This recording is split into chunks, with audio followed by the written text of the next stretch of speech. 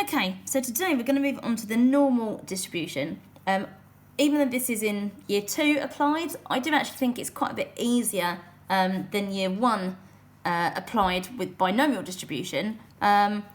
Personally, I just think it's easier to sketch, I think it's an easier concept to grasp, but yeah, that's what we're going to start with. We're going to initially start with a bit of a thinking task. So, Pedro measures the heights of all the apple trees in his father's orchard. There are 150 trees. If Pedro drew a diagram to represent the frequency of the heights of all the trees, what do you think it would look like? So I'm just going to ask you to pause the video for a moment, have a little quick sketch, and then draw what you think it would look like. Well, the likelihood is that Pedro's dad's orchard would probably have quite a few trees that are all of a relatively similar height. Might have a couple that are a bit taller, a couple that are a bit smaller, but they're all going to be of quite a similar height. It's probably going to be a sort of medium height, and they're all going to be roughly around that. But you're also going to have a few trees that are quite a bit smaller and a few trees that are quite a lot larger. So if we were to draw this in a diagram, it'd probably look something like this. So you've got a frequency, it's quite high, sort of around the middle of the diagram. Relatively symmetrical actually about the middle. Relatively even number of trees on either side, or it should be even. But you've got quite a few in this middle bit. You've got a few trees that are quite small in height, and then a few trees that are quite large in height. So Pedro then goes to measure the heights of the apple trees in his uncle's orchard. He draws a diagram of the frequency of those trees. How do you think the diagram might look different? So again, I'm going to ask you to pause the video and have a little quick sketch of what you think the uncle's orchard might look like. So there's a range of things that could be different. The likelihood is that his uncle's orchard is again going to have quite a few trees of roughly the same size, quite a few, a few trees that are quite a bit bigger, and a few trees that are quite a bit smaller. But his middle value probably isn't going to be quite the same. They might be slightly bigger trees. So you might have a shape that looks like this, so it's roughly the same shape, it's just that his middle's a bit higher. It might be that his middle's a bit smaller. It might be that he has a lot of trees, a lot more trees that are similar in height, so that graph becomes quite a lot more squashed. But it's still the same overall shape. We've still got a really big congregation around the middle, and then limited numbers that are smaller and limited numbers that are bigger. So this bell-shaped curve, I think it's called the Gaussian curve. I'm not quite sure exactly. I can't remember the name of the actual one of this shape. I'll look it up and write it in the description or show my homework. I know Miss Payton would be shouting at me right now. But we call something in this kind of shape that is symmetrical about the mean a normal distribution. So I'm now going to give you sort of a more of a clear definition of what a normal distribution is. So we naturally have something that is this bell shape, where this would technically be our frequency and this would be our whatever it is we're measuring. It's a continuous random variable, so we are talking about things that are continuous data, so it can take anything in that range. Height can take anything in a range. You might have population heights of people in a population. You might have weights of a type of species. When you're manufacturing something, the size variation can be normally distributed. IQ is normally distributed. Errors in measurement, exam grades, all of these things are normally distributed. So anything that is a continuous random variable, we can represent the probability of something happening in a continuous probability distribution, which is what normal distribution is. So if this is a variable x, we would say x is normally distributed about these two parameters, mu and sigma squared, okay? So this is where mu is not the coefficient of friction, mu is the mean, and sigma is standard deviation. So we should recognise sigma meaning standard deviation from another time. So sigma squared is the variance, but it's always discussed in terms of the standard deviation. So sigma is the standard deviation. And if we want to work out the probability of something, we always write the probability that x is greater than a value, x is less than a particular value, or so on. Can be inequalities in that, as in either side inequalities, but that's the kind of thing we're talking about. So down our centre, we have our mu. So the curve is symmetrical about the mean. So that means that we have obviously 50% or 0.5 of our data to the left and 50% or 0.5 of our data to the right. That is really, really important because some questions do rely on you knowing the information.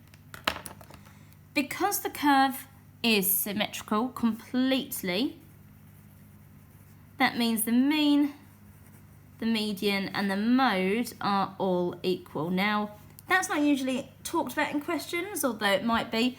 If they do ask that, they are just testing that you know the information. So if they ask for the median, they really do just want to know that you know it's the same as the mean. The curve has three distinct key sort of bits of information within the curve, and there's always a particular percentage within those. So, within one standard deviation above and below the mean, so in this section here, we should have 68% of our data, okay? So obviously that does mean that we've got 0.34 on this side, 0.34 on that side, but in total we have 68% of our data. So within one standard deviation of the mean, we have 68% of our data. Within two standard deviations, so all of this, including this bit, we are including that bit as well, we should have 95% of our data.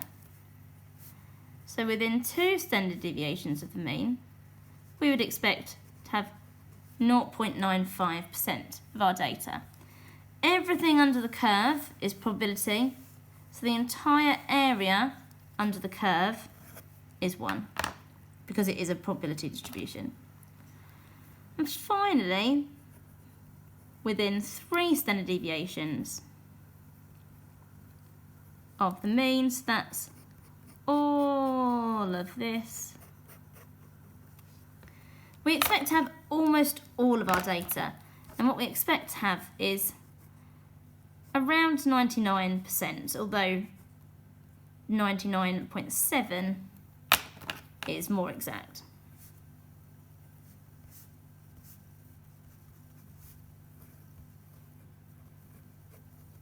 So 0.99, 0.997. So that's really important, that information.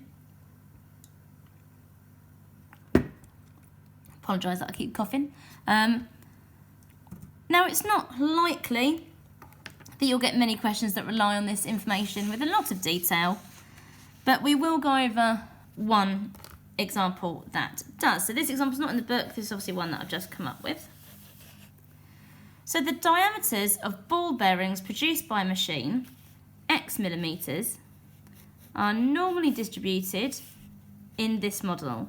So that's a mean of 16 and a standard deviation of 0.3 millimetres.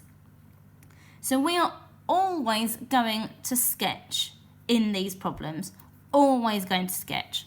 Doesn't matter whether we're using our calculator, doesn't matter whether it's 1 mark or 10 marks, we always sketch. So find the probability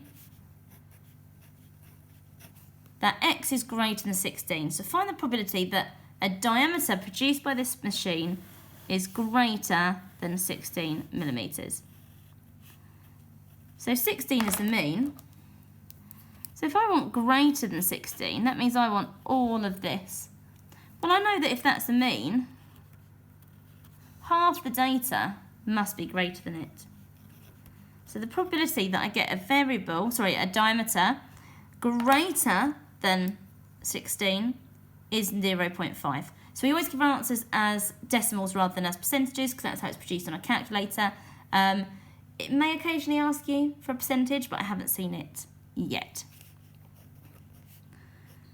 So find the probability that a ball bearing chosen at random has a diameter that is greater than 15.4 and less than 16.6. So I'm going to draw our diagram, our mean of 16. So now this is where I'm going to write on my standard deviations. So I'm going to write on my 1 standard deviation, and I'm going to write on my 2 standard deviations above and below the mean. So all I'm doing is adding on my standard deviation for this side and subtracting my standard deviation each time for that side. So I want to know the probability of getting between these points. So actually what the question's asked me is what's the probability of being within 2 standard deviations of the mean? And I know that is 0.95. Okay. So final example. Find the probability that the ball bearing I pick is greater than 15.7 millimetres and less than 16 millimetres.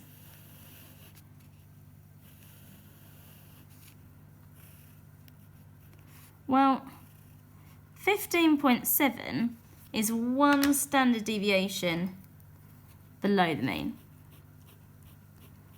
Now I know that within 1 standard deviation of the mean, so either side is 0.68, well I only want what's 1 standard deviation less than the mean. So that's all I'm working out, which should be half of 0.68, which is 0.34.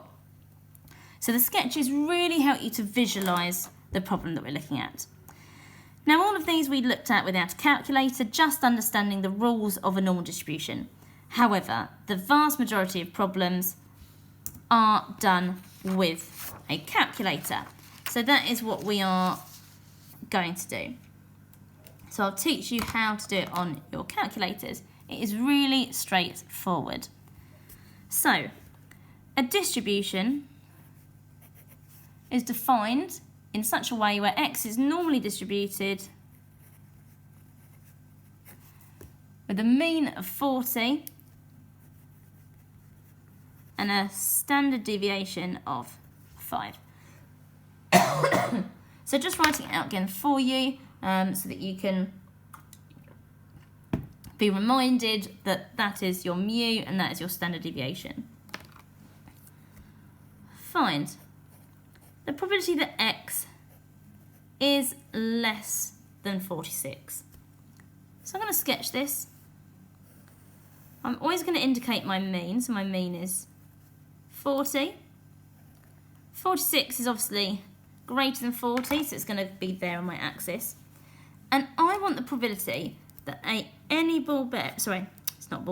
distribution, any variable value of x I pick is going to be less than 46. Now, because this is continuous, it doesn't matter whether it's less than or equal to, they're going to be the same value. My standard deviation is 5. This is not exactly 1 standard deviation or 2 standard deviations above or below. It's actually just over 1 above. So we're going to need to use our calculators. Now I'm hoping that there is enough light for you to see the screen. Actually what I'm going to do is I'm going to bring it a bit closer. So I'm going to go to menu. I'm going to go to number 7, distribution. So you're going to go to normal CD. So we're looking at a normal continuous distribution or cumulative distribution. And then you have lower, upper, standard deviation and mean. Okay? So these are the upper and lower bounds. So our question is asking us for less than 46. So I want to know what the lower bound value is that I'd be using. Now, there's no set way of doing this, there's no set value. I always just use the smallest number that I can type in. So I do -1 times 10 to the power of 99. So I always do that. You can just type in one that's really, really small. So it's at least 5 standard deviations below the mean. So as long as it's smaller than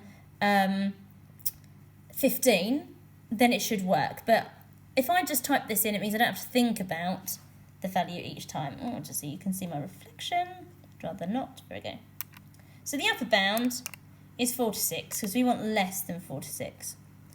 So then I type in my standard deviation, which is 5, and my mean, which is 40.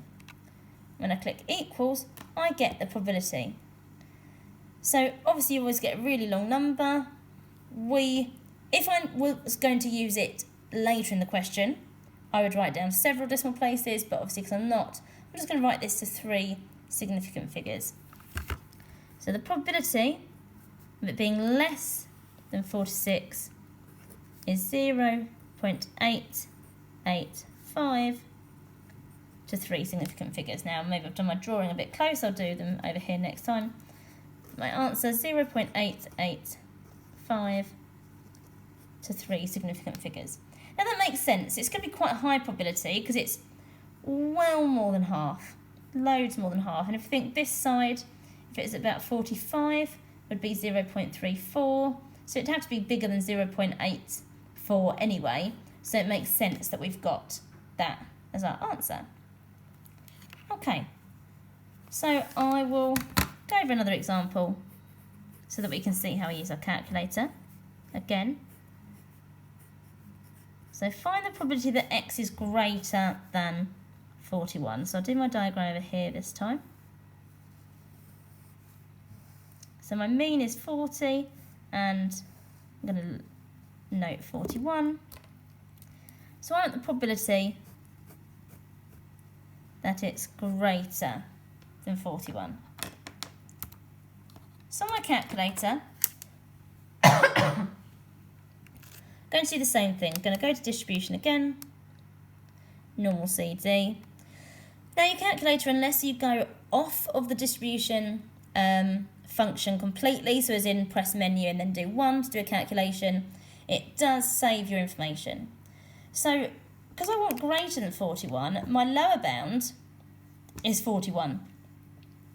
My upper bound is now as big a number as you can think of, as long as it's at least 5 standard deviations above the mean. That will work, but I always do 1 times 10 to the 99. You've then got your standard deviation and your mu is still the same. So I can just press equals. So that's less than half what you'd expect, because I want greater than something that's bigger than the mean. So to 3 significant figures, 0.421 is the probability of that occurring. Now these ones with a double bound are even easier than the others. So I'm going to do my sketch, mean of 40, so I want greater than 31.6 and less than 39.5. So that's what I'm looking for. So again, on my calculator, I'm going to go back to distribution, normal cumulative distribution. So my lower bound, so I want it's bigger than 31.6, so that's my lower bound, and less than 39.5, so that's my upper bound. My sigma and my mu are still the same. So the probability of getting a value between 31.6 and 39.5, given a mean of 40 and a standard deviation of 5, is 0.414 to 3 significant figures. So my final one, where it's just sort of a distribution rather than in a context, and then we'll do a question in a context. So the probability that x is less than 32, or the probability that x is greater than 49. This may also be written like this, so using our union symbol, depending what they're asking. So I'm going to draw my sketch again. So I want the probability that it's going to be less than 32 or more than 49. Well, I know the area underneath my curve adds up to 1. So I can type into my calculator 1 minus the probability, and I haven't left myself enough space, that it's between those values. So I can do 1 minus that bit I've shaded in pink. So my calculator, I'm not going to show you this time. I'm going to put my lower bound as 32 and my upper bound as 49. And that gives me 0.909 to 3 significant figures. So I'm going to do 1 subtract that. Now this is the only bit where I will show you. So that's what's come off my calculator. Now if I do menu 1, I'm going back to my normal calculation. So I want 1 minus what I just got. So your answer button will hold the numbers that you've just worked out in your probability. So that's really, really useful. So the answer is 0.0907 to 3 significant figures. So I used all of that, so I'm just going to put ... So the probability of getting less than 32 or more than 49 is 0.0907 to 3 significant figures. Okay, so we're now going to do a question in context, and then I'll set you off with some practice. So an IQ test is applied to a population of adults. The scores, which are represented by the variable x, on a test are found to be normally distributed with a mean of 100 and a standard deviation of 15. Adults scoring more than 140 are considered to be in the classification of genius. So A, find the probability that an adult chosen at random achieves a genius classification. Give your answer to 3 significant figures. So find the probability an adult chosen at random achieves a genius classification means that they have greater than 140. So I'm going to do my sketch. The mean is 100.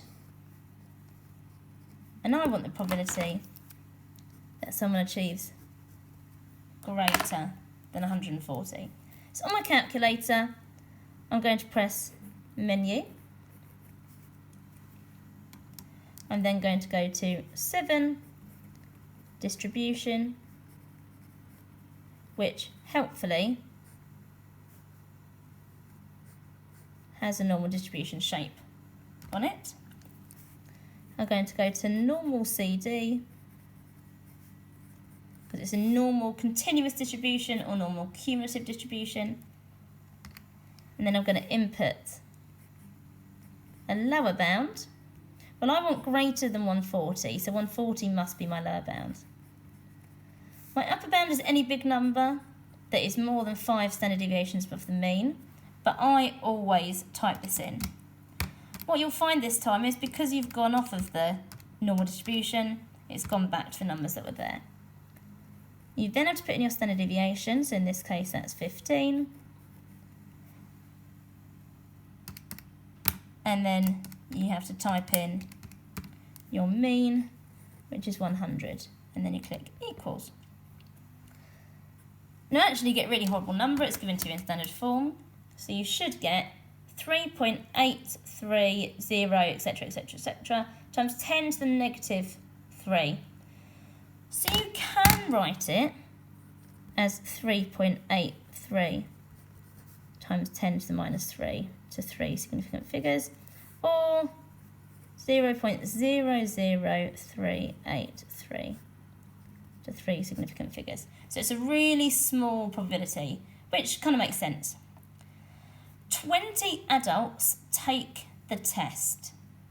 Find the probability that 2 or more are classified as genius. So what does the wording here actually imply? Well, the wording here implies I've got a limited sample size. I have got a true or false thing. So I've got a probability of success or failure. I actually have that probability, and they're going to be independent. So this implies that we're going to do a binomial probability. So it's now binomially distributed with a sample size of 20 and a probability of success of our answer from the previous question. Now, they're going to want a higher level of probability than 3 significant figures. So luckily I've still got my calculator up.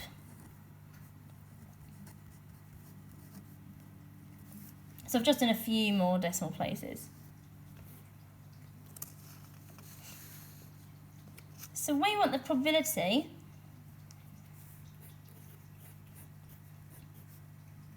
that 2 or more are classified as genius. Okay? So on our binomial distribution, my calculator only does less than. So I want the probability that it's less than 2, because that would mean 1 or 0 are taken, because that's all my calculator can do. So it's going to be 1 subtract the probability that x is less than 2 in my binomial distribution. So I go to distribution again. I go to binomial CD, so that's on the next page. So 7, distribution.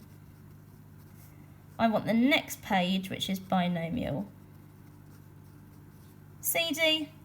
I want the variable in this case. I can use the list, but I want the variable in this case.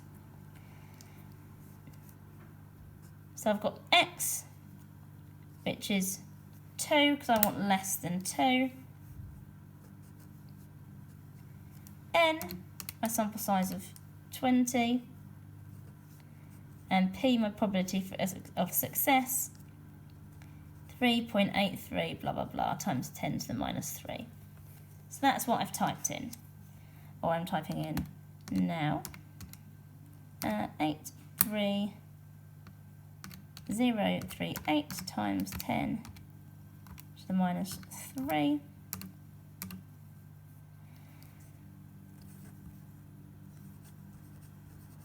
So it's 1 minus 0.9999, and there's a few others.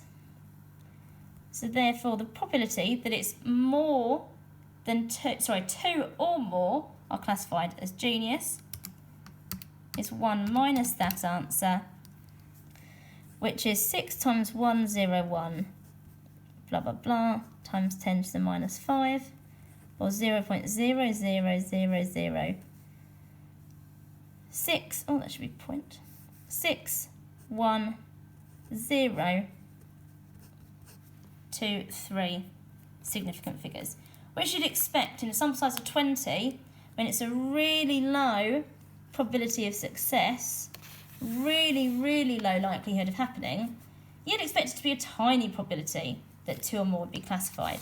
So having as little as 0.00006 absolutely makes sense. So that is how you would do it in a context. Really easy, it's just using your calculator to work everything out.